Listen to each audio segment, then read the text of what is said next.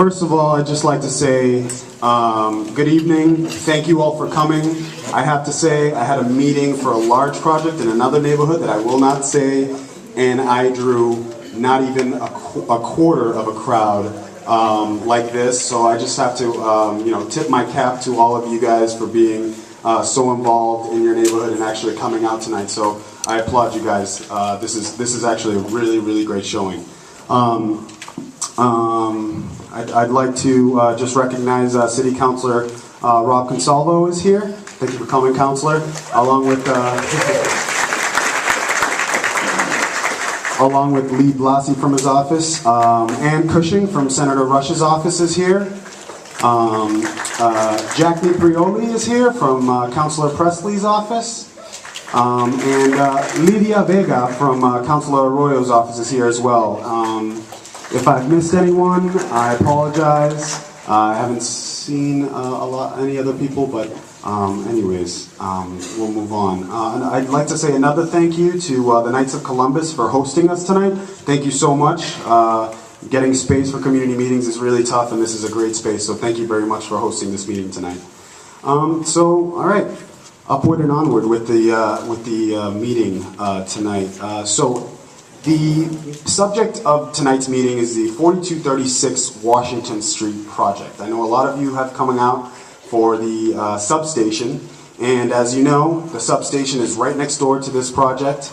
The two development sites are actually, go hand in hand. But with regards to tonight's meeting, we'll have, definitely answers to questions if you might have them with regards to the substation. But the subject matter, most of the subject matter tonight will be related to the 4236 Washington Street property, which is the Higgins Funeral Home. There is a quick update with regards to the substation. The substation will actually, the developers of the substation will actually be receiving or up for a reception of an extension to their tentative designation at the next BRA board meeting, which is February 14th. So that'll be happening next month, and that's kind of the update with regards to the substation. I believe the designation or the extension is for a 12-month period, and so that's pretty much it with regards to that. The 4236 Washington Street project filed their project notification form on January 16th. By filing this project notification form or their small project review application, it initiated their 30-day comment period. Between the 30-day comment period, we are obligated under Article 80 of the Boston Zoning Code to have a community meeting, which is what we're having here tonight. The developers of the 4236 Washington Street project have met with the BRA and our urban designers and planners and have presented our, their development proposal. And we've initially reviewed it, but at the end of the day, we really want to hear from you, the community, as to what you think the project looks like, what you like about it, what you don't like about it. So tonight's presentation, and I hope everybody has agendas, which I had out there. Basically, we'll go through the development as it's currently proposed. But the most important part of tonight's meeting is the question and answer period, because that's when you guys get to come up and ask your questions and really express your concerns or the likes of the project. Basically, what I'll be doing is I'll be taking notes throughout the night for my own edification, but also to bring back to the BRA so that I can then have a temperature of the neighborhood and really understand what it is that you guys think about the project. What I'll do after I receive most of the comments, which the comment period ends on February 19th, I will then make a presentation to my senior staff made up of the director of the BRA, the chief of staff, the chief of planning. I will then let them know what the comment letters have said, how many people are in opposition to the project or how many people are for the project. And after that, they will then let me know if we should make a recommendation to our board for the project's approval. So that's kind of in a nutshell the process. So without further ado, I should really hand it off to the development team because they have an extensive, great presentation that they want to share with you guys. But if I could just let everybody know, please just keep your comments concise if you can. You know, we're only here for a certain amount of time and we'd like to get as many people up to the podium as possible. And also if you could just hold off your questions and comments until the actual question and comment period so that we can get through the presentation and then get to you guys. So without further ado, I'll just hand it off to Steve Gegg. Erica, thank you so much. So again, I apologize for the seating issue, and one of the things I was thinking about is maybe 45 minutes into this, those of you who are able-bodied and are sitting can give up your seats to those that are standing. And so there are some seats. So if you want to identify where there are seats, people can sit down. So we don't have to stand if there are still seats. So please do that. But we can take some turns here too, because there's probably 50 people standing. I'll be quick. We have a great group of folks that will inform you, but we're going to be quick so that most of our time here tonight is dedicated to your comments and your questions. We will respond to those as in-depth as we can, and if we can't answer a question, we'll get back to you. And as you notice, Bob Ward, our neighborhood cinematographer, is over here, and he's got his little flip camera and he's filming this. If you have a problem with that, just let us know when you speak. We can turn it off. And this is a community forum. We are a wonderful, diverse community of people. We have differences of opinion, and that will come out tonight, I'm sure. And we'll share those differences and we'll figure out solutions to problems. But that's what I value about this community and the 30 plus years that I've spent here, and many of you have spent a lot more time here in this community. I think we pride ourselves on being able to figure out solutions to problems. We got a lot of good news here tonight, and there's things are going to change too. And so we're going to talk about those things. We talk about the good news, and we're going to identify those issues that are causing people some concerns. What we're going to do is we're going to have Wayne Beitler, who is a member of the Substation Committee from Roslindale Village Main Street. By the way, I'm Steve Gegg, the president of Roslindale Village Main Street. And Wayne will kind of run through the history and the timeline of the project to date. And then we'll turn it over to Kathy Cotteritas, who's our partner in this project with Historic Boston Incorporated. And she's going to give a short description of HBI's involvement. They've been around forever and have done great work preserving buildings across the city. Beth Gallo, who's the head of the community side of things for Peregrine, will be the next speaker. She'll talk about the design of the building that's going to go up on the Higgins parcel. And David Chalinsky, who is the architect for the project, will talk about the stuff that he and his team have put together, which you can see on these boards over here. If you want to mill around a little bit during this time, you can see them. And then, of course, we're going to have them up here on the PowerPoint, too, so you can see them there. And then we'll get into questions and answers after that. So I'm hoping we have about 25 minutes of presentation to give you a sense of what this is all about. And then the rest of the time will be questions and answers. So, Wayne, you're up. Okay. Hi, folks. Thanks very much. We've had a number of meetings and open houses and conversations with people over the last several months, and one of the issues that came up consistently was folks perhaps benefiting from a refresher course or a context setting of how our community has been involved with the substation over the decades. There's been a lot of different proposals, a lot of different meetings, a lot of different projects proposed. So I wanted to take 10 minutes and just establish that context and history so that we all know how we came here today. So as we know, the substation was built in 1911 to convert AC power to DC power to power the streetcars in the streetcar suburbs. There were about 6 different substations that ran off of a big power plant on the South Boston waterfront. And this substation is basically the reason Roslindale is here today. It is what fueled the growth in the transportation structure and infrastructure of the neighborhood and brought people to the community. As times changed, the streetcars went out of service, and in 1971, the substation was vacated, left vacant, and it slowly deteriorated over the decades. In the middle of the 1990s, the Massachusetts Historical Commission and the Boston Landmarks Commission determined that because of its incredible importance to the neighborhood's history, the substation, along with most of Roslindale Village itself, was eligible for listing on the National Register of Historic Places.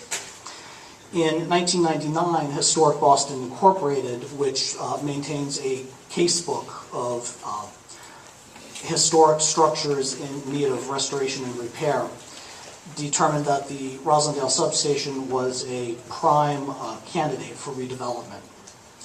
In 2002, concerned by the ongoing deterioration of the substation, Main Streets and HBI joined forces to initiate a feasibility study of the Roslindale substation. And this feasibility study was shaped by extensive outreach and community meetings, came up with some rough concepts and rough costs and potential uses for how to redevelop the substation, and it articulated several broad community goals for anything to do with the substation. We wanted to ensure that it kept the historic character of the building, that it encouraged a lot of foot traffic and activity, that it brought people to the substation, to that part of Roslindale during the day, during the evenings, and that it was a financially sustainable use. As many folks may remember, in roughly 2006 to 2008, we did a major master planning and rezoning project here in Roslindale. This updated our zoning code, which hadn't been changed since the 1950s, and came up with a master plan of goals and objectives for the entire neighborhood. And relevant to the substation, a lot of effort and energy was focused on coming up with a master plan for Roslindale Square, for the village. We had a comprehensive community-wide process. We had 4 very well-attended public meetings. And some of the goals and objectives that emerged for Roslindale Square were to have a pedestrian and public transit orientation to the square and to future development, to reinforce the urban character, the street wall of the historic buildings along Washington Street, like the substation and the community center, and to revitalize the square with new mixed-use residential and commercial development. Also, in the past decade or so, we've worked with some very good teams looking at the traffic and parking issues in Roslindale Square, which of course are very important for the continued vitality of our community. We have some very good studies from MIT and from Tufts. They're on the Roslindale Village Main Street's website. And some of the interesting things that came out of these studies is there are just under 800 parking spaces in the square, on-street and in public and private lots. The public lot at Taft Hill Terrace, with 88 spaces in it, is consistently underutilized, the study found. There are very few times when it is so crowded you can't find parking in Taft Hill Terrace. As last decade proceeded, the MBTA finally looked to deaccession the substation. And in 2006, after a several-year period, the Boston Redevelopment Authority acquired the substation from the MBTA. The BRA put it out to bid to look for a developer that would realize the community's goals as articulated in the feasibility study we did back in 2002 with HBI.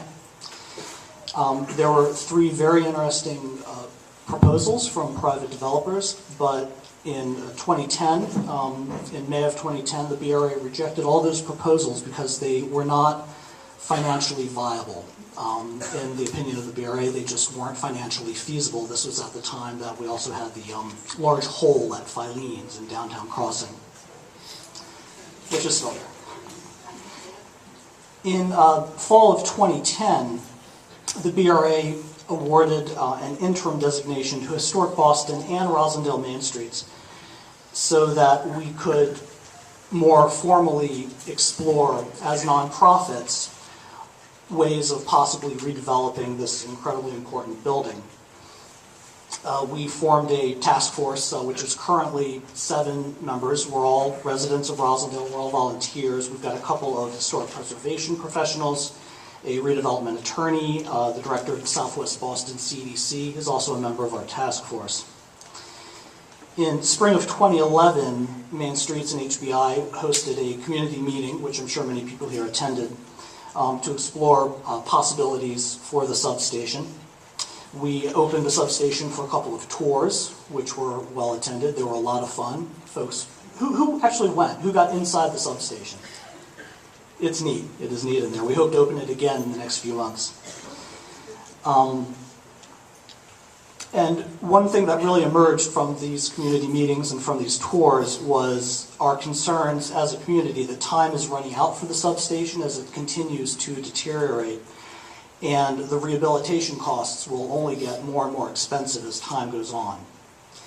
In summer and fall of 2011, we began to explore viable uses and advance a concept of limited redevelopment for the substation, in that perhaps if we can't find all the money to rehab it, maybe we can do a few limited things to activate the building to generate a little bit of income. This is where ideas like a winter's farmers market to extend the success of our farmers market in Adams Park came from. Also the possibility of a private event space for corporate functions, for weddings, that sort of thing. We did some due diligence of the structural needs of the building, and we conducted a public outreach around this idea. And it really emerged that it was very difficult to fund as a standalone project. It's just very expensive. In February of 2012, about a year ago, the BRA gave HBI and Main Streets a tentative designation, and this is a more formal authority to begin meeting with potential developers to really do detailed analysis of the costs and a potential market for any potential use in the building. And that confirmed that the redevelopment of it would be extremely financially challenging. And then we were approached by the Higgins family, who had been contemplating for several years and finally decided that they would be selling their property. And after a very productive set of discussions with the family, we have a purchase and sale agreement on the Higgins property. And we've interviewed 6 potential developer partners who could leverage development of the Higgins property consistent with the master plan goals of transit-oriented development, of residential mixed use, and of maintaining a consistent streetscape along Washington Street. And we selected Peregrine Group because they have extensive experience with projects of this nature, mixed use, historic, and new construction in an urban context. In the last couple of months, in December of last year, January of this year, Main Streets and Peregrine Group had several meetings with the Congregational Church to refine the designs for the proposed development at Higgins. And what is going to be presented tonight reflects a lot of changes and refinement that came out of those meetings. We had, many of you may have attended, 4 open house drop-in sessions at the Main Streets office so people could stop in and ask more informal questions and get more lengthy one-on-one answers to questions they might have. And that brings us to tonight's meeting. And Peregrine is going to present what we think is a very exciting new residential development proposal for the Higgins parcel. And I just want to thank you all for bearing with me for this review of where we've been with this incredibly important and very historic corner in the heart of our community. Thank you very much. So our next speaker, thank you, Wayne. Our next speaker is Kathy Federitas, who's the Executive Director of Historic Boston Incorporated. So Kathy? Thank you, Steve. It's a pleasure to be here this evening. I will give you a very brief overview of what Historic Boston does and why we're so keen on this project and excited about the future here. But I also want to say thank you to a lot of the folks who've been helping amidst this long timeline to help make this all come to hopefully a very good conclusion. The elected officials from this district, beginning with the mayor's office through to the city councilor's offices, and I know Councilor Gonzalo is here this evening, that Councilor Murphy and our state representative Malia and others have been very, very helpful in giving us feedback along the way, alongside the community processes that have taken place. I want to thank the BRA for their guidance and feedback as well, and their creative thinking in putting together teams and people who will, based on performance, potentially bring this project to conclusion. And I want to thank our team members. They've really taken this project very, very seriously, and also really taken it to a completely new level, and that I think is also very exciting. For Historic Boston, this is the culmination, we hope, of almost 20 years of looking at this structure and trying to figure out a solution. Historic Boston is a nonprofit historic preservation and a real estate organization that redevelops historic buildings for current uses. We've been doing this for 53 years, founded to save the old corner bookstore at Downtown Crossing. More recently, we have rehabilitated the Eustis Street Firehouse in Dudley Square, the city's oldest firehouse, as our new home. And next month we will finish the Hayden building and reactivate that with residential uses, a wonderful 19th century building in Chinatown that's been empty for many years.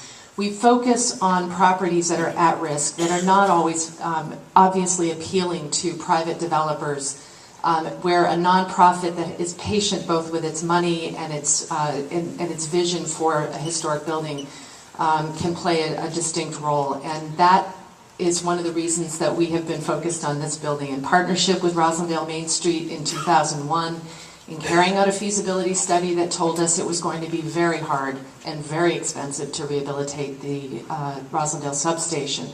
And yet we've gone back at it again, and we really do think that we have found a solution that could bring this to fruition. Historic Boston has watched this project really evolve over time, therefore, and I think one of a couple of things I want to underscore for you, just so you know a little bit about the way we work. We feel very strongly that if there's a private developer who can carry out a project, and we can help get a project into a market solution that doesn't require a lot of additional subsidy and such, we want to help make that happen. We don't always have to be the developer, but we can help a development happen. I think that's happening here. Secondly, we feel very strongly that properties of a historic nature, however important they are, should really serve a purpose in the current life of the city and in this current life of the community.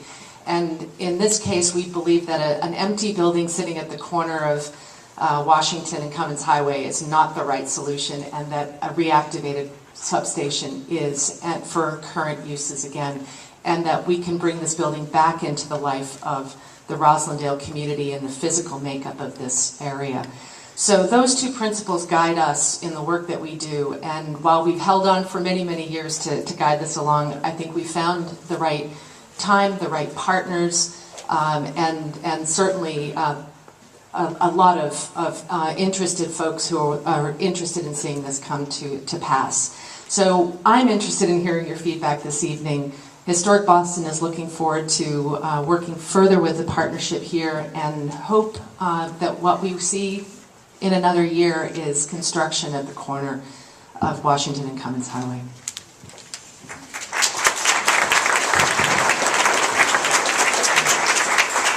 Kathy, thank you very much.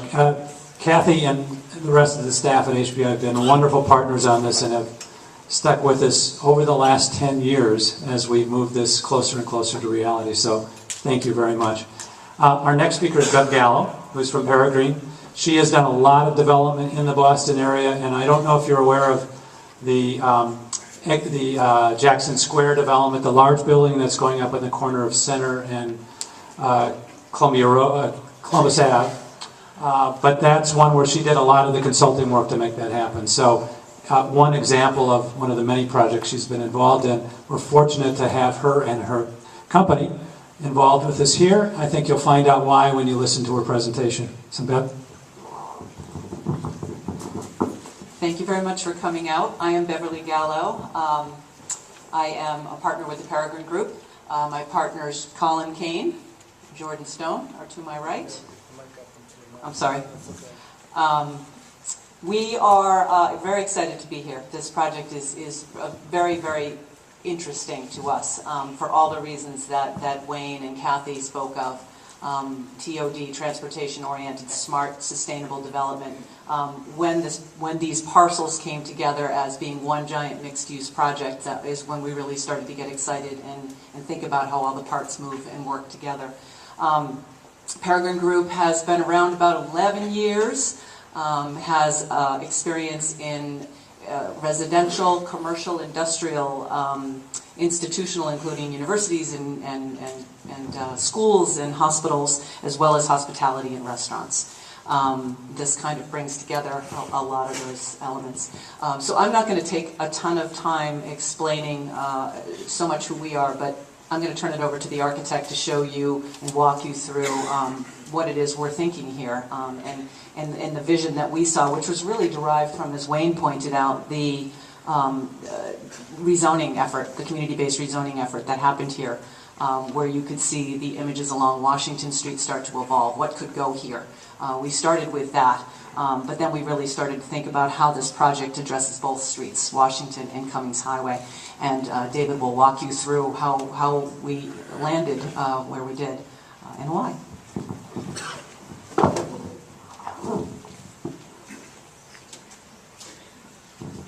No, I think I can do both. So it's always interesting coming to talk to folks like yourselves who know your neighborhood far better than I do. So I'm not going to spend a lot of time, telling you about where you live, but I am going to point a few things out about this site, because that's where we start thinking about what the right building is and the right intervention. And I guess most obvious to me in this is that this is this very unique opportunity on Adams Park. These new residences are really going to have really access to not just the square, but but this park immediately adjacent. These are some recent pictures. I think, again, I won't spend too much time talking about them, other than to say, in your master planning process, a lot of thought went into guidelines and descriptions about how to create buildings that would fit in with the adjacent structures. And this is a picture that we included tonight because the architecture of the church is actually quite different than the architecture of the buildings along Washington Street. And in fact, in the discussions, we actually changed the design to meet almost like two separate objectives about what the context of Cummings Highway is versus Washington. So if this is Washington Street, which is predominantly brick, and those are the images of the substation and the funeral home and the new three-story commercial building, which are all brick. Our solution, and I'm not going to spend too much time on elevations because we have some perspectives that are probably easier to understand, but I think you can gather that what we attempted to do along the lines of the strategic plan outlined was to basically fit in with the heights of the building along Washington Street, to fit in with the fact that the ground floor should be transparent and have a lot of glass, and have sort of public-oriented use, which we have a lobby and some office at that level. But then also in terms of the overall character of the building and the quality of the materials, and we consider brick and metal panel as sort of very high-quality heritage materials, would be located along this street. Below it, and almost, if I didn't tell you they were the same building, I'm not sure you would necessarily think they were the same building. But the lower image is how the building meets Cummings. And you can see the height of the tower on the left, which is the church, and then the substation.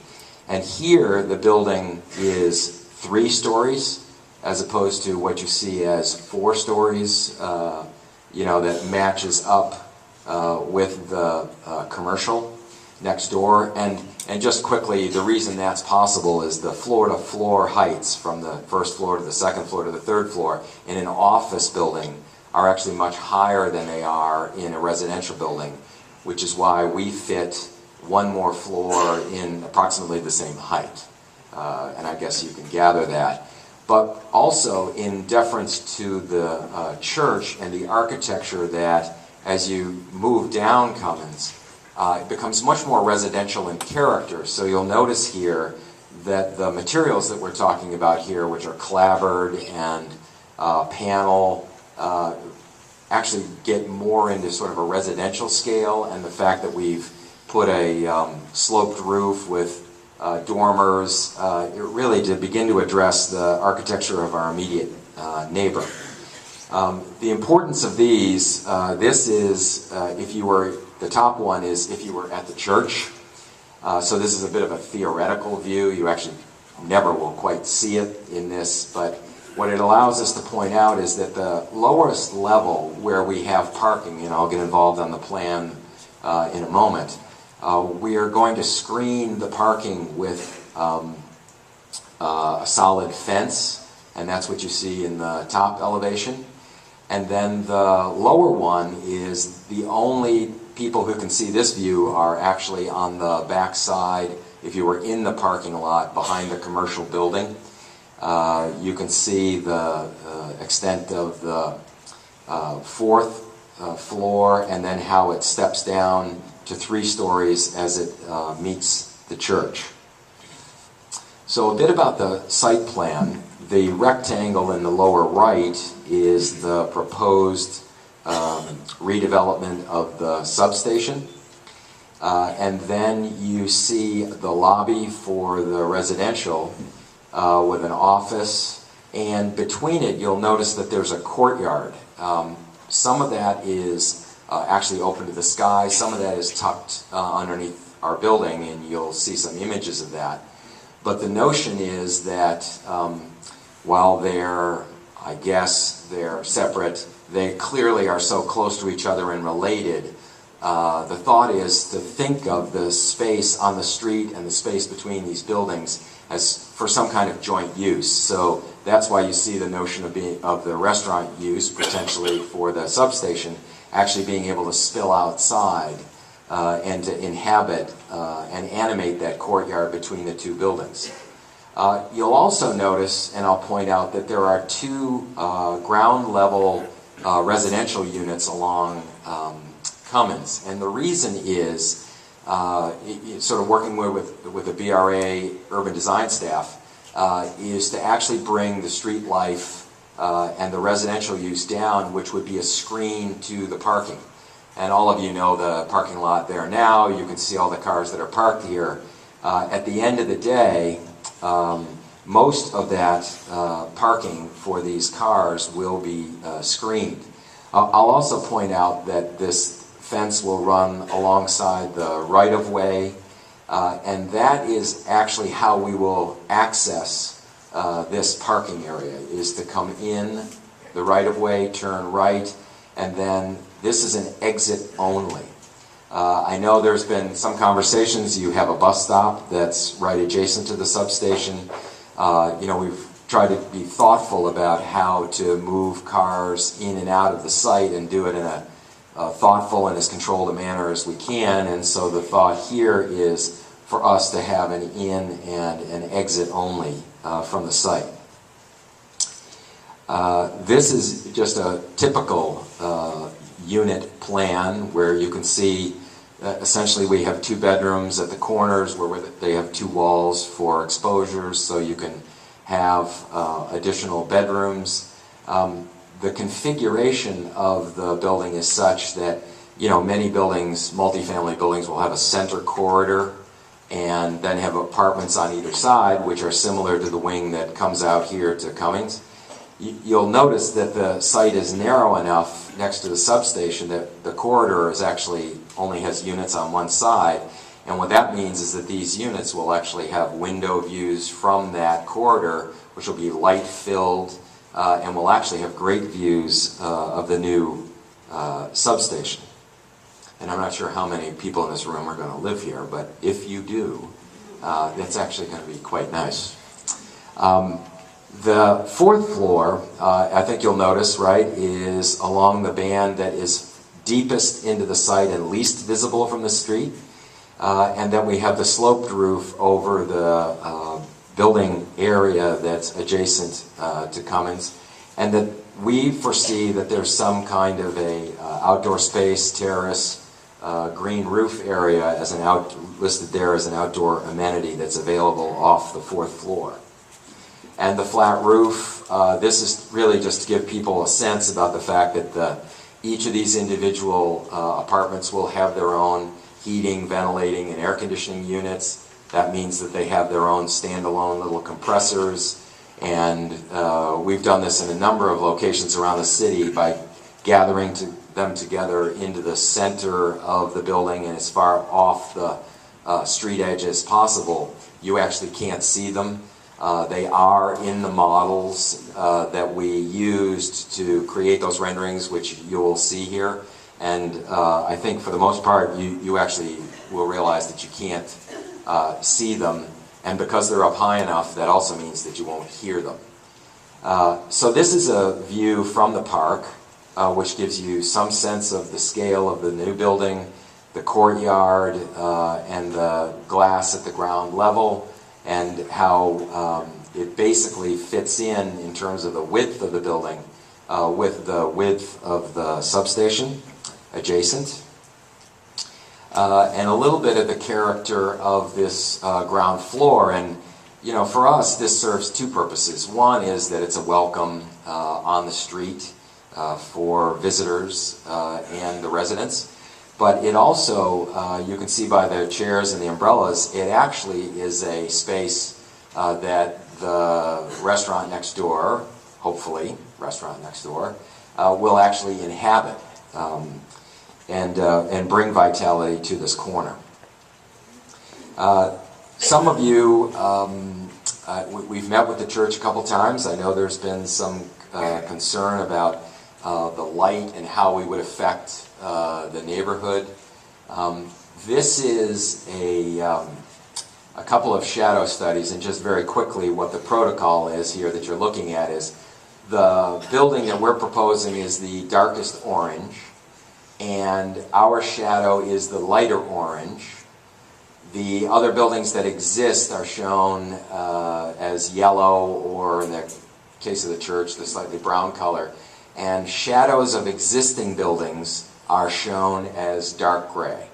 So what you see in these various time frames are shadows that we would add, new shadow, if you will, to the area. And I think you can see that in March, and you can imagine in September, right, very similar in terms of the position of the sun, that 9 a.m. in the upper left-hand corner, we do cast a shadow onto Washington and a tiny bit into the park. By noontime, the one on the right-hand side, we're literally just shading into the street, so we're off the park very quickly. The other thing is that by 3 o'clock in the afternoon, we're doing a little bit of a shadow onto Cummings, and then the lower right basically illustrates that we're actually not creating new shadow per se. Most of that shadow in those areas already exists because of the buildings that are out there today. In June, you can see again that, you know, when the sun is up very high in terms of the azimuth, we actually cast the least amount of shadow, and we did this one specifically to see that at 6 p.m. in June, we do eventually get to a point where our shadow will touch the base of the church, because there was a concern by membership, you know, that we, during services certainly don't, you know, block their windows and the stained glass. And I think this depicts the fact that the building actually doesn't affect the church. So this is the last image that I have, and again, all these are on those boards that are over there. The spirit behind the design here is, while you saw that the units are all accessed by a single elevator and that corridor, when we're done, it essentially will look as if it's potentially two buildings that, you know, let's suggest that were even built at different times, if you didn't know better. And that from the street, the new buildings that the building that we're going to introduce actually will appear to be two buildings on the streetscape. And you'll see the one on the left, the tower for the church beyond, and the church is on the far margin on the left. You can see that it scales down with the roof and the gables and the materials. And then on the right, that we're in scale with our immediate neighbor. So that's the formal part of the presentation. And who's taking over? Steve? Happy to answer questions. Thank you, David.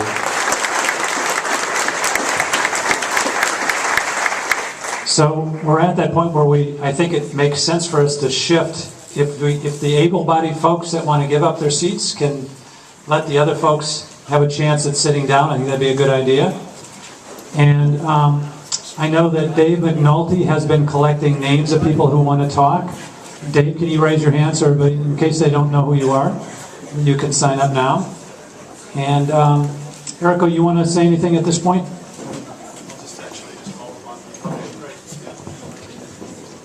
So at this point, the people who have signed up on Dave's sign-up sheet, if you could step up to the podium, and Charlie McCarthy is actually the first person. Right, exactly. Good evening, folks. Welcome to Roslindale. My name is Charlie McCarthy. I'm a Roslindale resident and homeowner since 1986. Stand closer. My wife, Terry Fitzgerald, her business partner, Ed O'Malley, and I, we own and operate Seneca Salon and Spa since 1998. I'm a former board member of Roslindale Village Main Street and past board president. But I come tonight to speak as a small business owner. And the effect that I feel that this project will have on our small business community, which is crucial to the revitalization of our village. From a business point of view, to me, this project is a no-brainer. It will transform Washington Street side of the business district in conjunction with the new Social Security building.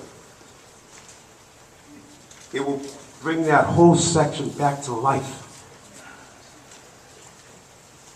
From a business point of view, too, it'll also bring the buying power of the new residents in those 40 units in that building into the business district.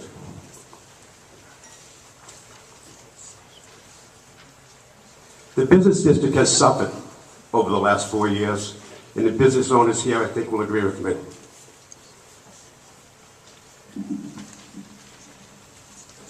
This potential increase in foot traffic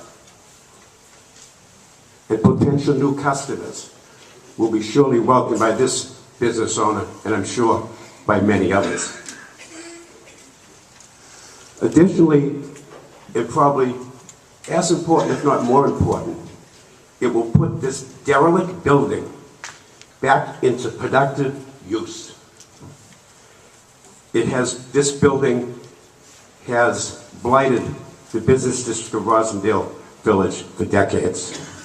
This is a chance to mitigate that situation. The willingness of the Higgins family to get involved in this project to ensure that future development of their property benefited the Roslindale community as a whole should be commended. It has resulted in a proposal that is financially feasible for the first time in 12 years. I've been hearing about this building being rehabbed. It will generate jobs for local Roslindale residents.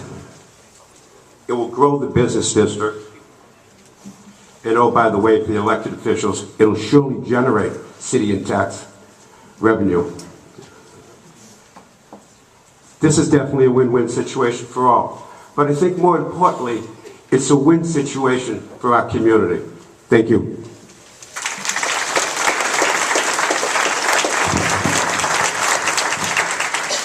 Before I actually call upon the next speaker, I'd just like to recognize Councilor Ayanna Presley, who just stepped in. Thank you for coming. Thank you. And the next speaker is Vinnie Marino. Okay, so Vinnie had. Sue Whitehead, please.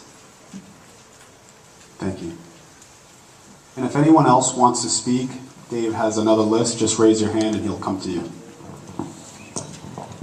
Thank you. I'm Sue Whitehead. I've lived in Roslindale exactly 40 years this year, which is amazing to me. I've certainly seen a lot of transformation. I'm the moderator of the Roslindale Congregational Church, which will be the next door neighbor to this proposed development. And I do want to acknowledge that excuse me, Main Streets and Peregrine have met with us several times, but we just found out about this whole development on December 17th. So we have not had a lot of time to really think about the impact, but we have put together, excuse me, we have put together a number of our concerns that we hoped could be addressed as this moves forward, and we do have confidence in the meetings that we've had that there will be some addressing. There are, sorry, there.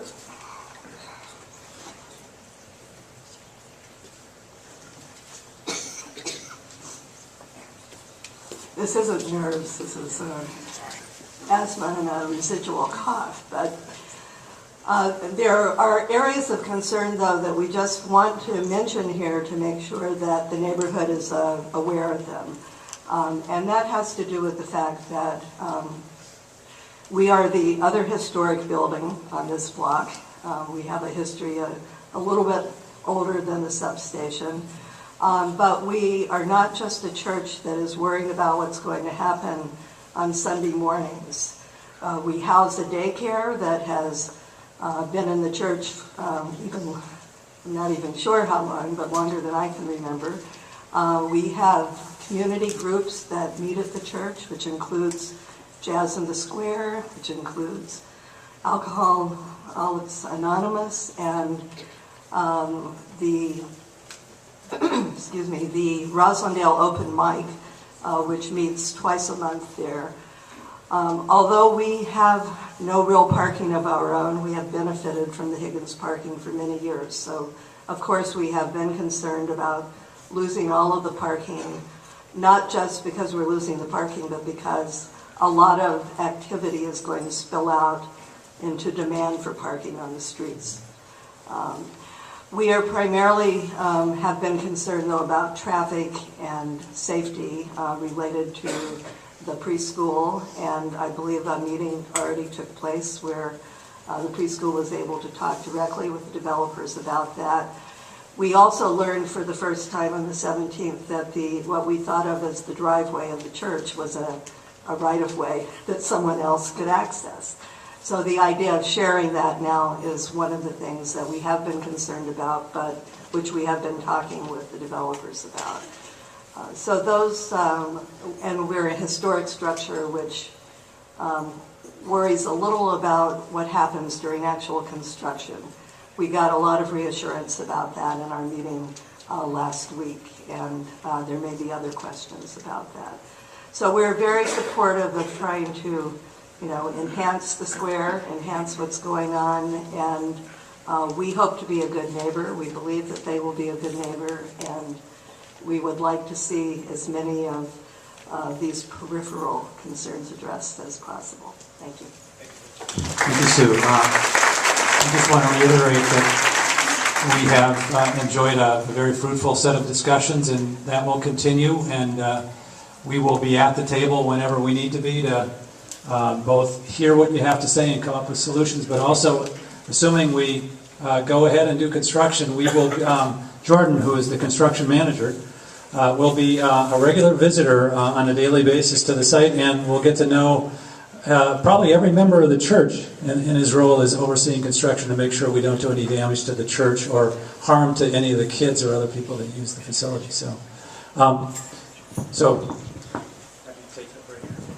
The next speaker is Odessa Piper.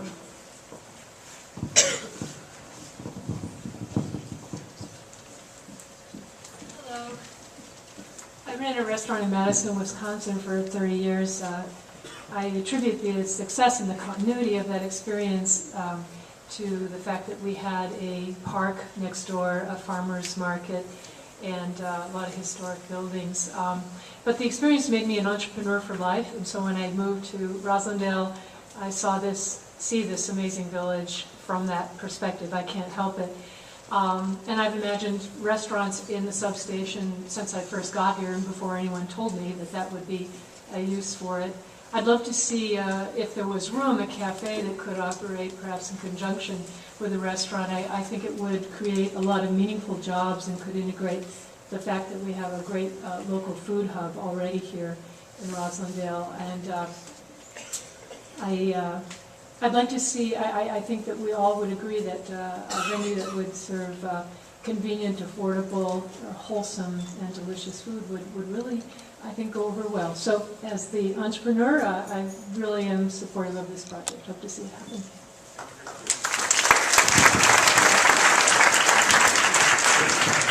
Almost took a spill there. Mr. Seth Mitchell. Thank you. Hi, I'm actually speaking today more on a professional level, but I am a Roslindale resident. I'm a homeowner here as well, and recently joined the board of Roslindale Village Main Streets myself. So very excited to be here. I'm a full-time professional real estate agent, and I just wanted to speak. I do a lot of work, obviously, in the Roslindale, West Roxbury area, and I do a lot of work with rentals. So I really want to speak about the need that I've personally seen, and professionally, of course, out in the field for rentals, specifically of 1 to 2 bedroom apartments within our community. We've all seen Belgrade Place up in West Roxbury, of course, which has done a great job filling a niche of higher-end luxury apartments in the 2 to 3 bedroom range. I've had a lot of clients come in, a lot of young professionals relocating from out of state, those coming right out of school, doctors and the like, who really love Roslindale, want to move into Roslindale, but there aren't the apartments around to give them that ability. And obviously with that, to me, comes the lost opportunity of business in the square. Not being a small business owner, but I do obviously feel for them, and I think a rising tide lifts all boats, and the more opportunity we see in the square, the better it is for all of us residents as well. I also want to speak to the fact that we've seen an incredible increase in rental rates in the city of Boston, and specifically in Roslindale. Over the past 2 years, we've seen rates of 10 to 12% increases in rents year over year. Currently, I think we're at about a 5 to 5.5% vacancy rate in the city, meaning that there's a very limited supply for a very great demand. And I certainly see this as being a very productive way to use the space and a way to help to keep the community growing and ultimately, hopefully, encourage these people to stay, buy in Roslindale, and become lifelong members of our community. So, I'm for it.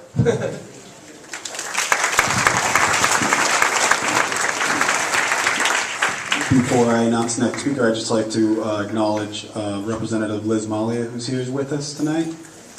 And Michael Baker from Representative Jeffrey Sanchez's office is here tonight as well.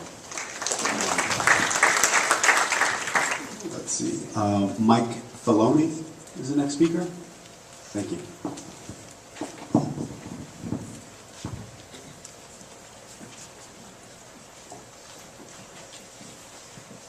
Thank you again. My name is Mike Filoni, and I'm here tonight in part from a professional standpoint as director of the Southwest Boston Community Development Corporation that works in Hyde Park and Roslindale. And 2 parts of our organization's mission are to help strengthen the business districts of the neighborhoods we serve, and secondly, to help create stable and vibrant communities.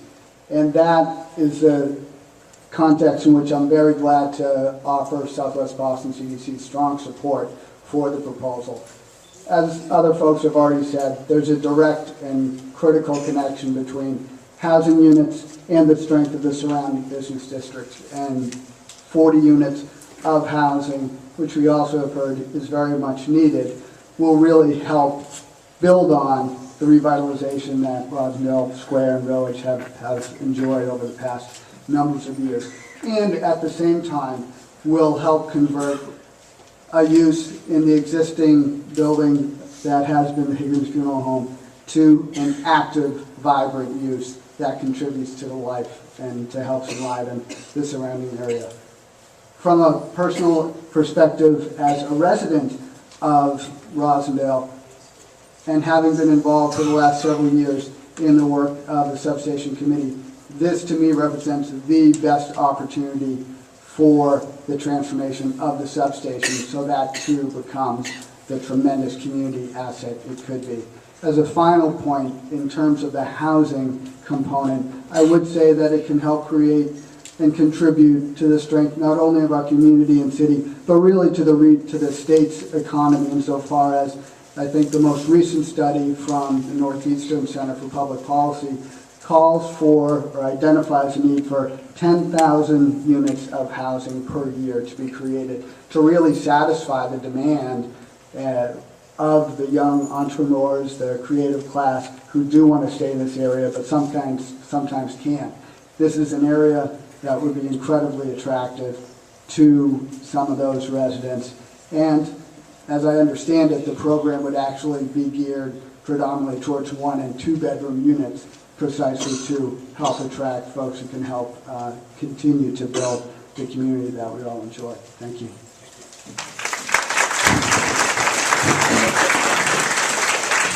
The next speaker is Mr. John Pierce. Johnny out there? Mr. John, okay, there he is. Thank you. My name is John Pierce. My wife Kathy Locker and I own and operate Boston Cheese Cellar. I'm also a board member of Roslindale Village Main Street and current treasurer. First of all, as a board member and as a member of the community, as a resident, I wholeheartedly support this. I think it's a fabulous prospect that we have in front of us, and I support it very, very strongly. I can speak, though, as a food store owner and as somebody who's involved in the food industry, that there has been communicated to me some trepidation about the food court and the restaurant and how that might impact local restaurants and food shops like my own, Roslindale Fish Market, Tony's Market, and so forth, about to what extent we may have some say in what food entities might enter into the new substation. And I've been assured that Peregrine is very sensitive to the desires of the community, and that they'll be responsive to the extent that they can within their operating domain. They'll reflect this. But I also know that Roslindale Village Main Street will have an ongoing relationship with this development.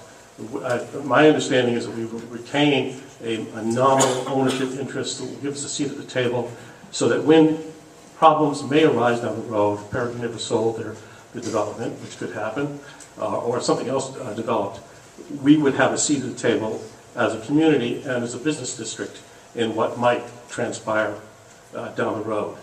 And so I just want to say that overwhelmingly, I think I speak for myself and for the business community, as Charlie McCarthy and Odessa Piper, as an entrepreneur, have spoken previously. I support it overwhelmingly, with this minor trepidation that we have that I think can be addressed by the way we will have a say going forward in how this development comes to fruition and down the road further. Thank you very much. Thank you, John. There are many seats here, so I can see at least 10 seats. So if people want to be seated, don't be shy. Come on and sit down. next speaker is Miss Lorna Ross. All right, thank you.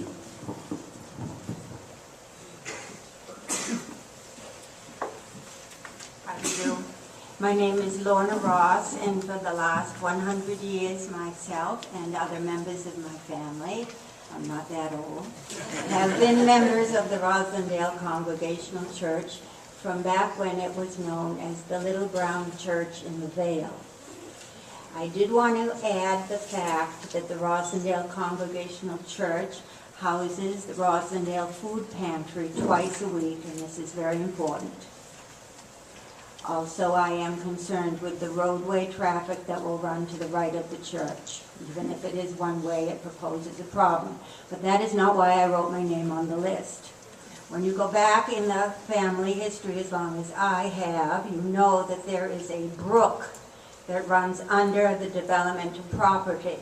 And I am concerned with any construction in the development. They may adversely affect the housing and the building of the church. I do know that during hurricanes, etc.,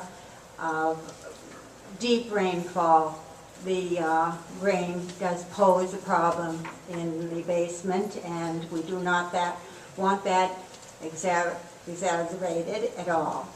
And when I was looking at the photograph of the church, I noticed that the steeple is obliterated, and I think it is a great loss to the whole village to have the icon of the clock, which can even be seen from the train station.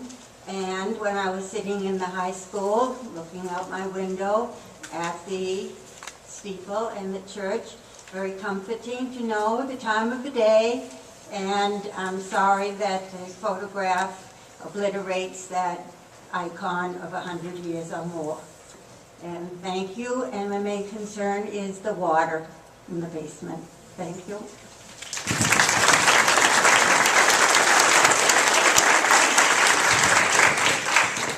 I want to speak just for a minute. Actually, I'm going to have Jordan speak for a minute about the water, because we have thought about that. I mean, the net result of this is by redeveloping this very sort of impervious lot that's there now and covering it with housing, there will be less water runoff than you had now, because we have to engineer our site to accommodate. It's required by all of the various zoning codes. Do you want to speak for a minute about?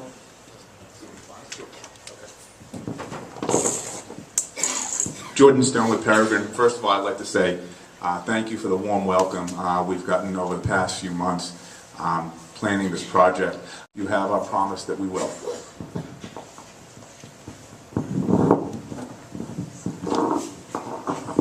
And also, just to touch upon that a little bit further, as we all know, this process is going through a small project review, and from the city's perspective, every small project, every project that essentially gets done in the city gets a project notification form or a small project review application that gets submitted to me, and then I distribute that to pretty much most of the city agencies, in City Hall, outside of City Hall, and so with regards to this particular issue, Boston Water and Sewer definitely gets this letter or this document, and so does the Boston Groundwater Commission. So that issue is definitely not only being addressed by the developer, but also by the city agencies.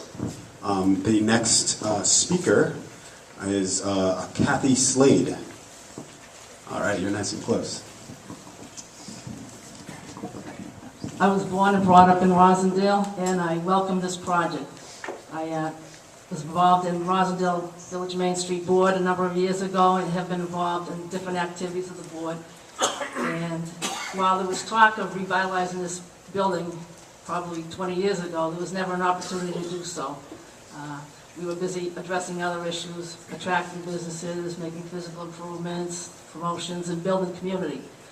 And I think, if I know Kathy Cotaridis and all the persistent people on the committee, I know that we'll have a great building, one that probably would be considered a landmark and which people can be proud of, people in Roslindale who have worked for 27 years.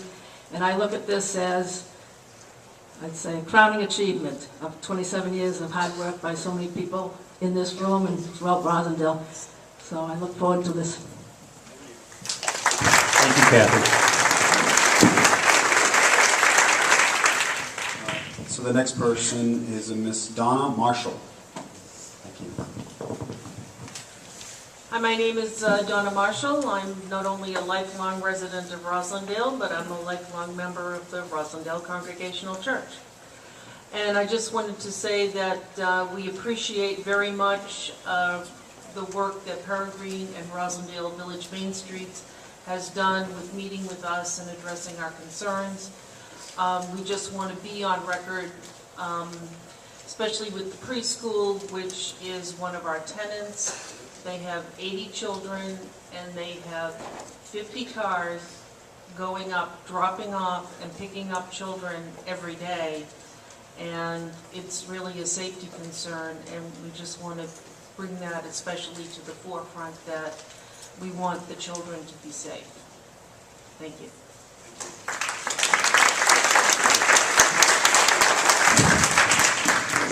I just want to reiterate again that we hear that, we understand that, we know we have to share the space and do it in a way that works for everybody, and we have met with the daycare center, and I really think we're going to be able to find a way to work through all of the uses of that driveway. So thank you for that comment, and we look forward to working with you.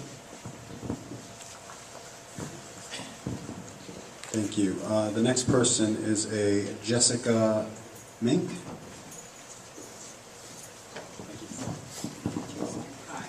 Hello, I'm Jessica Mink. I've lived in Roslindale for 26 years now, and I bike everywhere. So my first concern is I noticed there are fewer parking spaces than apartments, so I want to make sure that there's a bike rack in the covered parking that can hold some reasonable number of bikes. There's a shortage of, there's a lot of bike parking in Roslindale Square, but it still can get filled up sometimes, and I want to make sure people that are living there have ways to get around. Yep. The second thing about transportation is that pedestrian connections to this side of Washington Street are not as good as they could be, and I'd like to have people look real closely at both crossing Cummins Highway to get to the bus stop on the other side and crossing Washington Street to get into the business district are looked at for improvement. There's a really, sometimes you end up waiting a pretty long time now to get across. And crossing with the right turning traffic, crossing Cummins Highway is to get to the bus stop where we're counting on transportation-oriented development. If you're crossing something that doesn't have really good sight lines, it can be dangerous. So I'd like to look at that. And a third thing is sort of just for everybody here, just so everybody knows, the KC overpass is coming down next year. It is not being replaced. There's going to be a 25% design meeting sometime in the next 6 weeks. Probably they just canceled the meeting they were going to have in 2 weeks. And I think that the traffic that's going to result from that coming down is going to impact Roslindale Square. It's going to impact all of Washington Street. And Roslindale's been very much excluded from the process, and I'd like to make sure people go to the public meetings, so watch the papers for it. Thank you. Let me just address the two questions. One, bicycle parking. Yes, absolutely. I believe we have 1-to-1 at this point, or one covered space. One covered space per each apartment. Okay. In terms of the overall traffic, we looked at what the use of that parking lot is now, what the use will be going forward, and it is largely going to be the same impact in terms of cars coming in and out. That lot, that Higgins lot, even though it's a private lot, it gets used by a lot of different events and a lot of different things. We're replacing that with 38 static cars, so one car, one spot. So that family has to come and go as many times. So we don't see that there would be an increase in the amount of traffic. But I agree, if anything, we're going to have a more informed group, because once you live there, you're going to know exactly how to get in and out of that area. In terms of the additional traffic, I think we all have to deal with that. So thank you for your comment. All right, the next speaker, I apologize for the mispronunciation, Mark Baumgartner. Baumgartner.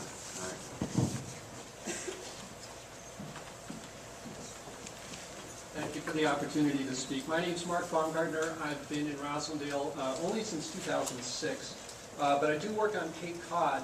My wife and I live in the city because we love this city. We love. Can you step closer? Sorry.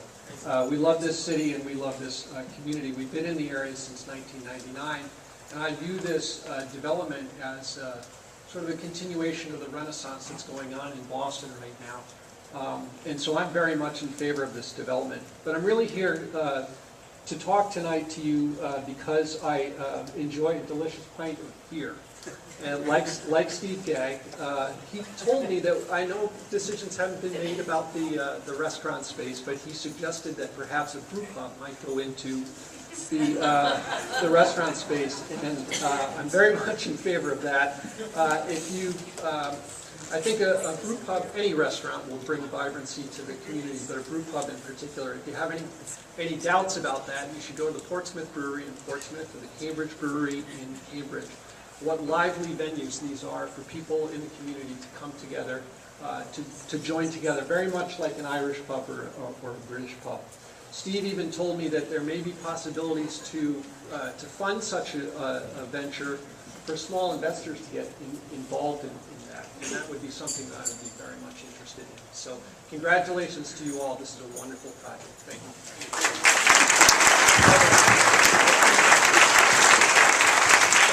All right, next speaker is Miss Meg Howard. Thanks. Good evening, everyone. I moved here over 20 years ago with 2 small children, and I remember when we were buying shares for the village market. How many people remember that? And what a difference this is tonight. So congratulations on the quality of this project. I'm really impressed. I agree with just about everything everyone said so far. Revitalization is so crucial, and Roslindale has come so far in 20 years. I remember back in the day when I moved here, I went up for a cup of coffee. I got a plastic Dixie cup, and it tasted like instant coffee. So we've come a long way. I just am wondering about the farmers market aspect. You mentioned continuing the farmers market. I'm not sure how that's going to happen. I'd like to hear more about that. But I'm especially interested in that, not only because of the products we buy there, but because of what I see in the summer, which are families, children, vitality. And people don't usually talk about children as bringing in a lot of business, a lot of money, but you know, if Roslindale didn't have children, we'd be one sad neighborhood. So I just think that children add a lot of charm to our village. I'm sure everyone here would agree. I want to speak up tonight on behalf of the children who need indoor play spaces in our neighborhood. I used to drive over to the Atrium Mall with my kids so they could get out in the winter and run around the play space in the Atrium Mall. So I just want to ask if they could be central to your considerations. So I have two requests. Number one is tiny, a fountain with water in this space, the beauty of water. So that's my tiny request, and my huge request is please, please, please allow children to be welcome in this space. And can you tell us more about the farmers market? I can speak to this. This is really what got me excited about this area. I feel the same way. When you see the square, when you come to the farmers market, you see all the kids. I'm thinking entrepreneurially, as this is a great space to then welcome children in, as well as I happen to agree with the brew pub idea, because I think it's that sort of old English idea of a pub and people coming together, but with a more child-friendly environment. So while we have not yet identified what restaurateur we will work with, that is really going to be critical to make sure it is something that people can enjoy at all times of the day and by all types of people. And that it can't be a no children allowed. It can't be one of those kind of, you know, as a parent you wouldn't want to bring your kid in there. I've been to too many of those. So I'm with you 100% on that. Don't know about the fountain yet, but... Anybody want to talk to the farmers market? Should I do that? As being one of the people that's been very involved in getting the farmers market revitalized in Adams Park, and the idea of a winter farmers market happening at some point in Roslindale, how can we incorporate that into the substation? We're not sure. The idea of maybe there being a green grocer component of the substation that would be integrated maybe into the cafe, where people could buy, similar to Henrietta's Table in Cambridge, what they used to have there, where you could buy locally farmed produce from the restaurant, and same food that would be used in the food that was cooked there. It's a possibility, and that's something we're thinking about. It's not, I don't think it's compatible to have the winter farmers market there as well as a restaurant. I don't know if you've been to the one in Eggleston Square. It's a great place. You should try it out. I'd love to have it here in Roslindale too. It takes up a lot of space, and I just don't think it will work in conjunction with a restaurant. So we're the Farmers Market Committee, and there's a lot of you here tonight. We're meeting in February to begin to talk about whether and how to do the Winter Farmers Market. If you're interested in helping, we need a whole group of folks to get this started. So we'd love to have your involvement. So see me or send me an email after the meeting, and we can make what's happening in Eggleston and Cotton Square a reality here in Roslindale as well. Same thing we have in the summer, we can have in the winter too. It's just not going to be possible to do it at that scale in the substation. All right, the next speaker is Laura Catanzaro. Hi, thanks for this opportunity. I celebrate the assembly of the site. I think it is a very wonderful thing, and the proposal, the mixed use. I certainly understand that there can be mixed reactions, but I think that overall this is a wonderful project, and commend the developers, architect, and Boston Historic Commission. What I'd like to bring up, I am a Roslindale homeowner, and I am on the Roslindale Village Main Streets Design Committee. I'm also part of Greening Rosy, and what I'd like to urge is really that this project, which is really two very, very different projects, be considered not just in terms of the past and the present, but also in terms of the future. That this that the substation may live another 100 years, that it may have really a durable enclosure as that enclosure is being structurally stabilized, and that it respect the principles of sustainability as far as we know them at this time. And the issue of water came up. I would say brick is a fairly porous material and can act like a sponge, and once that building is given a different use, i.e. once it's conditioned, I would say please bring to the table some kind of a building science. Let historic preservation meet building science. Let there be a consultant to work with that piece of the project so that you don't have water issues. The drawings are beautiful, and certainly the facades work certainly well enough. But to keep in mind that that this section is probably the most important drawing in terms of the older building, and also in terms of the newer buildings. If they are Energy Star, what tier Energy Star? We are a stretch code community now in Boston, and be great to do a little better than just code and the 20% energy savings. But new construction is obviously very different and in some ways easier than a renovation. I could see a programming that brings in the concerns of businesses and the church. Maybe there's a collaboration with daycare. So much possibility here, and I really commend the beginning, but let's do this project really well. Let's let this live at least another 100 years.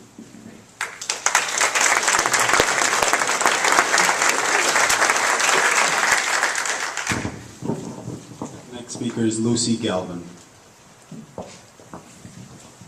Hey everyone, my name is Lucy Galvin, and my husband and I own El Chavo Mexican Products. I've also lived in Roslindale since 2005, and I'm also part of the Roslindale Village Main Street Board. And I'm here to support the project. I think bringing families right into the village is going to do wonderful things for our businesses. What do families do? They shop. So I'm excited about the opportunity of people walking around the village and shopping, I'm sure to my shop and then to everyone else's. Also, it'll bring people from outside of Roslindale because it'll be a destination. I think it's going to increase the foot traffic, the walking traffic to all of our businesses. So I'm really excited about that possibility. And even now, we see it on Saturdays with the farmers market. It just brings so many people into the village, and people walk and people shop. So I I'm just excited about the possibility that people will actually shop either before or after they come and dine at the substation. So I am fully in support of the project, and thank you for all your efforts. I know it's been a long time and a lot of hard work.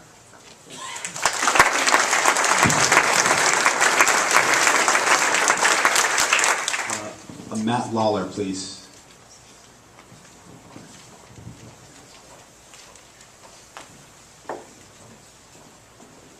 Hi, my name is Matt Lawler. I live at 15 Basto Terrace, other side of the square.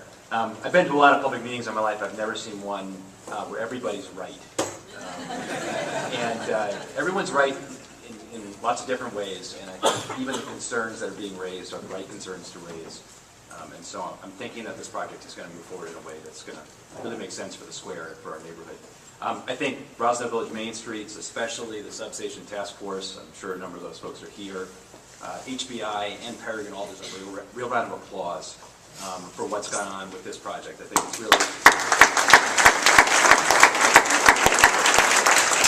We've waited a long time. I haven't waited as long as lots of people in this room have. I've lived here since 2000. But it's been a while waiting to see when this project was finally going to happen.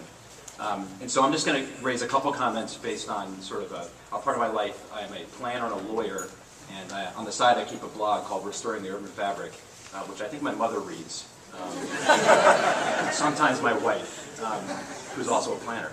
But I think two things that sort of struck me in the design. I really like the way the facades, both on Washington and Cummins, respond. And I think the Cummins facade and hiding the parking behind those two residences is great. I'm a little worried about the elevation of those residences. Are they going to feel private enough on Cummins at the elevation that they are? And usually a residential floor is raised a little bit off the street. You guys are nodding, so I'm sure that's a concern that you guys will look into and think about it. Those units might, definitely don't want to get rid of them because we want to hide that parking. So that's something definitely I think to keep in mind. Also, I think the parking ratio ends up being something close to 1-to-1. For this location, you might want to consider going lower. It might free up more space for units or something else to do with the ground floor. I know that sometimes that pushes against other concerns, maybe marketability for the units. I'm not sure what the getting it out over there. So you'll have to see what the market will bear, but certainly from a neighborhood perspective, I mean, the reason I live at Basto Terrace, which is right next to the square, is so that I can walk to the square and do things. And there are lots of people in the neighborhood like that, and the people who live in this building will be like that. And so, loading up with parking, not that you are, but may not be the best thing to do, so you can certainly consider that. So again, thanks very much for this project. Obviously ground to cover between now and the time you put a shovel on the ground, but hope it happens soon. Thank you.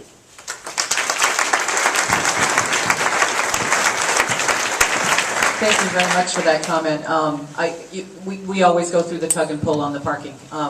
Marketability is definitely an issue, but we also realize that this is very much a walking, biking city community. So we take those comments and we'll consider them. Right, Judy Humer.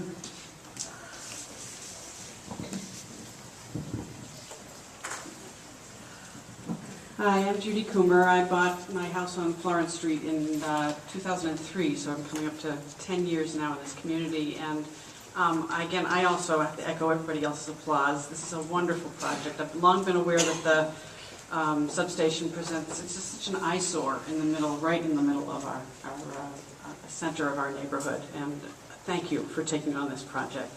I have a whole bunch of little bitty questions, and I don't know if they will need to be responded to immediately after, or if you'll take them into a queue. One comment is that I understand that there was this study done and that there was a recommendation to have high density here, but this is concerning me because it seems like it's a little higher than the high density that I would assume would be ideal. We're talking about a lot of studios and maybe one bedrooms with, what is it, and there are 4 two-bedroom apartments? Very few. There's 9. 9, okay. That's not a lot of families that are going to be drawn into this kind of project. So it's not going to draw in a lot of kids. This is potential, I suppose, future parents that may be renting here. I'm concerned about the size of the studios. I couldn't even see really how big those studios are, and I'm wondering if you'll be able to give us some information about those. I wonder about the rents, what the rent levels will be. Will there be any affordable housing built into the development? Also, I'm wondering about the height relative to the church. It was fairly clear what the height was relative to the tower, but I couldn't quite see beyond that. I don't have a clear sense of how much higher the tower goes than the church, and if we get some information about that. A little detail, who will have access to that roof terrace? Nice little detail that's built in there, but I'm just wondering about that, the access piece. I'm wondering about whether there's been consideration of having solar panels installed and other elements of green construction. It's also been unclear to me who's going to be doing the construction of the substation, the renovation. So is okay, all right. And I'm wondering what impact that construction will have on traffic. We've already heard this question. I live on Florence Street near Healy Field on what turned out to be, I didn't realize before I bought, that I was buying on a cut-through street, which has turned out to be sort of a speedway rather than a little quiet side street that I thought I was buying on. I'm concerned that with the construction, there will be a lot of additional traffic that will be diverted from the square, so I'm wondering if you could speak to that also. I don't have a clear sense of how long the construction is expected to be, and if you could give us some information about that. And also, I'm wondering also, I had a background a long time ago in urban planning, and I knew about the importance of vitality on the street level. So I'm wondering about, we haven't heard much about the plans really for the substation, and I'm hoping that if there will be perhaps a cafe built, you know, on the lower level, there could be attention paid in any case to the vitality on that level, especially if, as one of my friends locally here had reminded me, if you're looking at a high-density development with the possibility of young, maybe college grads coming in, those are folks who sit in cafes, and we would want to have them stay in the neighborhood and be part of the rising tide that would float all boats, be part of the, you know, spending their dollars locally to sit in a cafe and, you know, and do their work on their laptops or whatever it is. But again, I also I applaud this wonderful development. Thank you.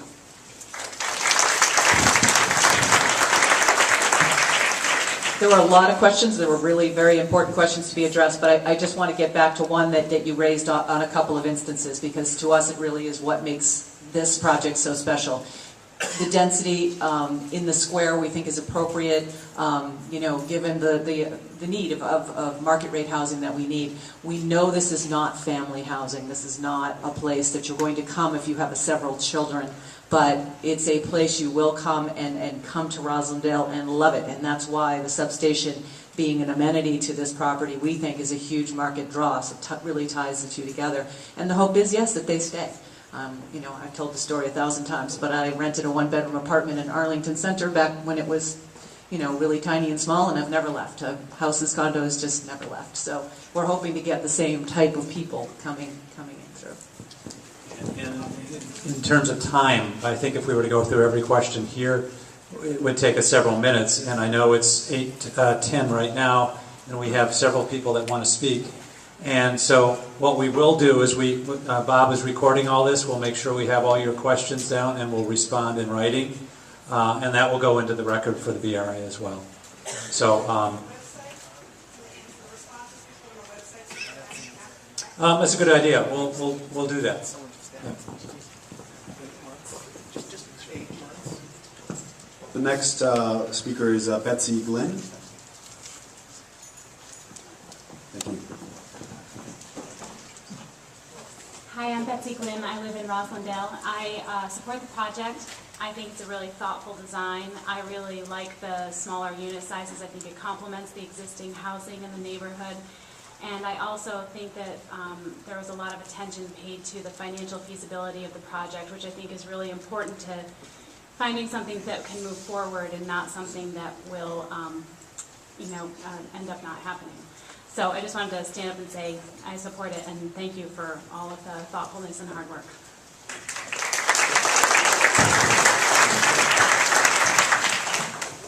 Next speaker is Hansi Better. Hansi Better. Oh, okay. Moving on. Richard Chalfin. All right, thank you. My name is Richard Chalfin. My wife and I bought a home in Roslindale 3.5 years ago when we moved here from Pennsylvania, and I've relocated my career just up the street at Prudential Unlimited Realty, and I'm here to commend the design of the apartments, primarily being one-bedroom and studio apartments, because having the largest rental department in this section of the city, our firm is well aware of the demand for these types of units. As we all know, Roslindale is primarily an area of detached homes, and I don't see that this will mitigate that at all, but add a dimension that we don't have at this time. So I think this is a great use of the area, and I also commend the project.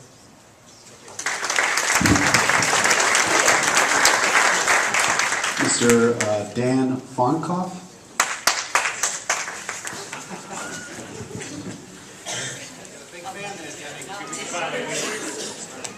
Hi, how you doing? My name's Dan Farnkoff. I'm sorry. I don't even live in Roslindale anymore, and I hate to ask any questions from like ignorance, but I guess that's what questions are all about. So I haven't followed the project that closely. So what has Peregrine, I guess, committed to deliver specifically in terms of the substation? You know, say this residential project, residential/commercial project is approved. What will Peregrine, I guess, what have you already committed to deliver in terms of the substation? We are working with them right now to put together an agreement between the three of us to figure out how we can leverage what we bring to the table and what we can do with what is economically viable. We all agree we'll work together for that. I've said before, the substation is a huge amenity. That said, I understand everybody's attitude is, well, great, they come in and build the housing and they take off. Yeah. We hear that, we've heard it again and again and again. It doesn't help us to be hugging a building that's about to fall down. Yeah. So I know that's, you know, but it's reality. We need the amenity. You generally maintain ownership of the projects you... Yes, we're not going anywhere. Okay. We are going to be your neighbors. Yeah, for a long time. We should probably give them some tax breaks contingent upon them doing something with the substation. You know what I mean? When you're going to do the tax breaks, you might as well get something for it. You know? Peter Colin is our finance guy. But we'll take them back if you don't go through with it. I also wanted to say two things because we saw a lot of heads nodding on the length of construction. We hope to be in the ground this time next year, and it should be completed within 12 to 15 months. So that's the hope. You talk about that, but it's not very heavy. There's a conception that means there's 1,000 people working on the site for 12 Yeah, no, that's another good point. I mean, we're going to put together a construction management plan that's really going to talk about when, you know, there's going to be a period of time at the beginning when a lot of trucks come in and a lot of staging happens, and then there's not. And then when you get under roof and you get the thing built, it's just a lot of people inside. Yes, we need to deal with contractors parking all over the place. Those are things we do, but you won't see so much once the big structure goes in. The other question was affordable housing. We have 41 units planned right now, of which we are required to put in 6 affordable. I build affordable housing, that's all I do pretty much, so that's kind of odd for me to say, but I honestly feel like at this location, it's not what you need. You really do need to have a mixed, vibrant community that includes all income types. And when you're looking at these size units, the affordable housing demand is high primarily in the 2 and 3 bedrooms. So. The next speaker is Judy Coughlin.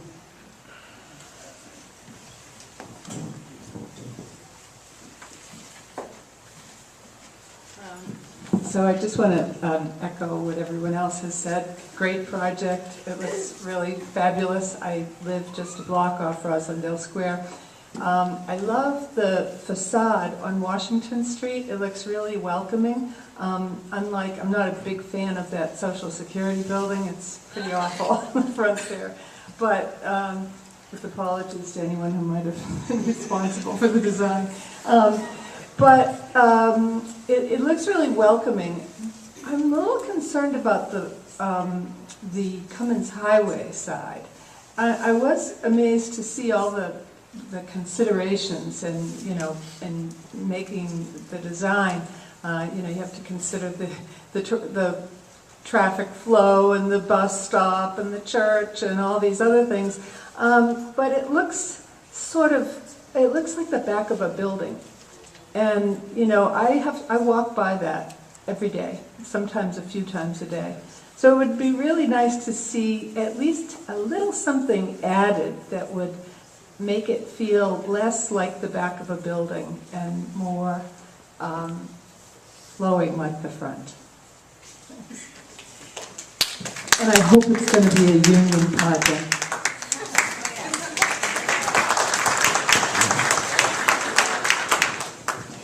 Next speaker is Dennis Kirkpatrick.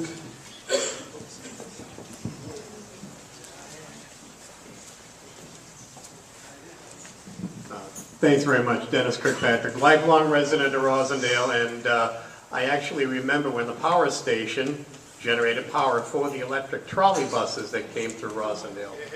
So a few people may remember, they have gray hair like me, but it was a different time and a different place. I serve on the board of directors at the Roslindale Community Center. The center works as a hybrid between the city and a community-based nonprofit. So we heard about the daycare center at the church, but we also need to hear about the 59-child daycare center that I have in the community center building and a 20-child preschool. We have no less than 6 buses that stop in front of our building, either on our side of the street or on the substation side of the street right now. And based on many changes and good things that the city does with us, I only see the use of our building increasing. We're now a public computing center. The mayor announced last night that we're going to have college courses offered in our building as well. So we have a very large volume of people coming in and out of that building. You should also be aware of the middle school just up the road. If you come down at 2 o'clock in the afternoon, you're going to see a wave of children that come down Cummins Highway. In fact, sometimes the principal of the school comes down to Adams Park and says, okay, you kids run along. But public safety is going to be a concern for us at that location during construction. And this is the same thing that I echoed when we all talked about Domino's coming to Roslindale Village. So that's the number one concern. Second, I would like to know if you could take a moment to comment on zoning variances that you might be seeking for this building. Not that many years ago, Roslindale went through a complete rezoning process which outlined certain aspects of construction, building height, how much window space has to be available, number of parking spaces per unit, so if you could comment on that. And lastly, we talked about groundwater. As part of our involvement with the community centers, we also oversee the finances at the Flaherty Swimming Pool, which is under construction. And prior to groundbreaking, I personally had plot plans that showed where storm drains were that the City of Boston Water and Sewer Department said, I don't know what it is, it's not on my map, I don't own it. So I would strongly encourage your architectural and geological teams to reference the old Bromley maps, the old historical Bromley maps. I believe they're going to show that there are existing storm drains in that part of the area around the church. I know there's some in the vicinity of the Charles Sumner School, because I have personally looked at the Bromley maps as part of what's going on down at Flaherty Pool and, you know, traced them all the way up and said, oh, that's why you can't build a garage there. There's a pipe underneath. Although turn of the century construction was likely brick and mortar, so I would strongly suggest you look at that. Thank you.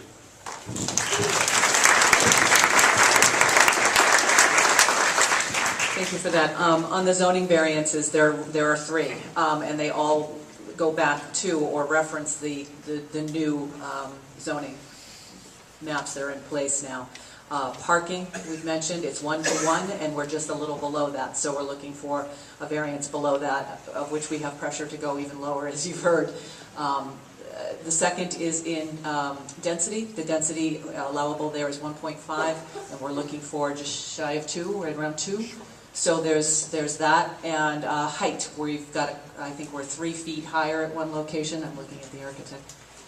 3 to 5 feet, depending on the front or the back. I think it's 35 feet, and we're at 40 to 42, so 7 feet at one location. So those are the 3 that we'll be going after, and none of them are large, but certainly something we will be working on. Brownlee maps, you can talk about that? Brownlee maps, I don't know about them, but we will. We're going to include that in our survey. Yeah, absolutely. Our surveyor is here as well, so it's good that you pointed that out.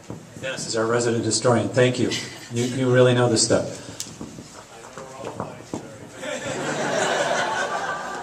The next speaker is Steve Mook.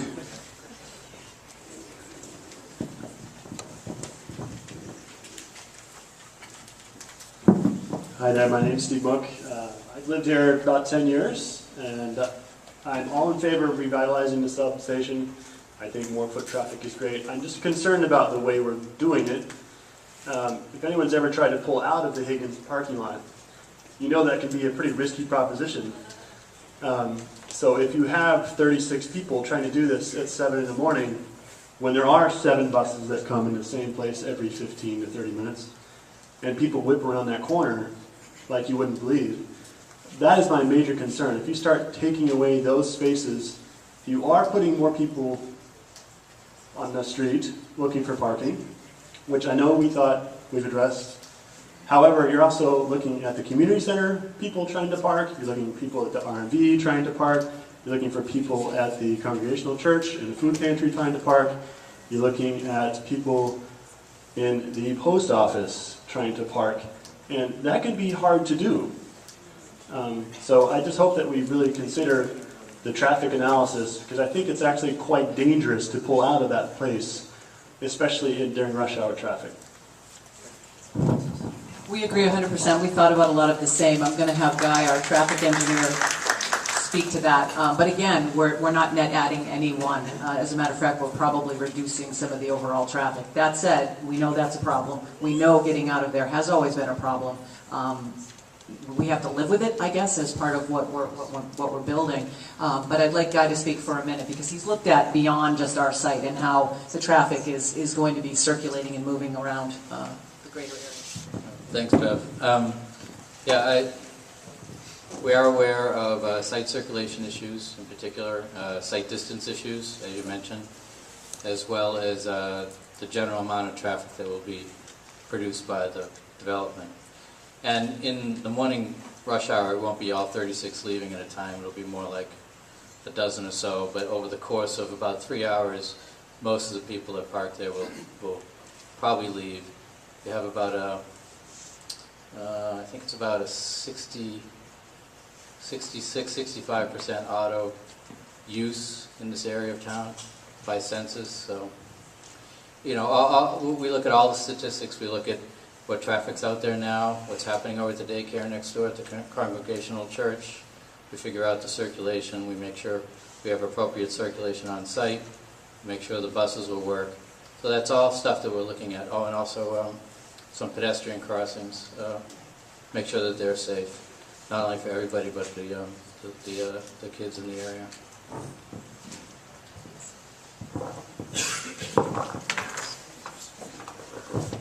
So we're actually now approaching 8:30, which means that we should be, getting out of here in a little bit. The Knights of Columbus have been very, very generous in having us here, and we actually stated that we would be, ending the meeting around 8:30. So we actually have room or time for 2 more speakers, after which I will, end the comment and question and answer period. We do have, will have opportunities to get answers to your questions by way of submitting comment letters to my project assistant here, Raul Diverge. For about 5 years now, and I work in Adams Park some, and I can see that the project is really great for bringing vitalization to Roslindale Square. But I'm concerned about Adams Park itself, because now it's like a neighborhood park, and from the drawings and the pictures, it looks like when the project is done, it's going to look more like an urban park. And I'm concerned for the well-being of the kids who use the park, because as the pictures were drawn, the fences had been taken down.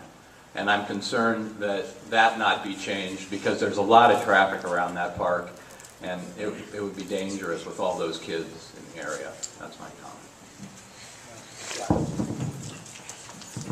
So I guess what I want to explain a little bit about the way we do drawings. I mean, our work really is confined to our site as a matter of trying to depict the general character of the area.